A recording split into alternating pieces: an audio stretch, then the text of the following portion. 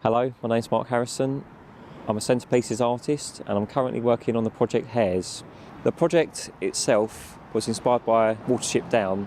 The book had a big influence in my childhood as well as the film, as it was quite terrifying and had different elements of bravery, fighting and survival. As an adult, that's inspired me to make drawings.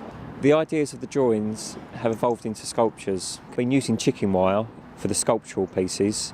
It looks fragile, but it actually has that element of being spiteful, like biting and cutting your hands. But it has that connotations of the rose, like it looks beautiful, but when it's in a form, but it has the idea of the thorns underneath it, so it can like cut into you.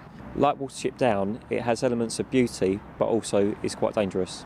The thought bubbles are made from steel wool, and they are to represent an idea of a blank canvas, but allows the viewer to get their own ideas of what it's trying to represent. I'm hoping the viewers will look at the piece and think about nature in their own mind's eye.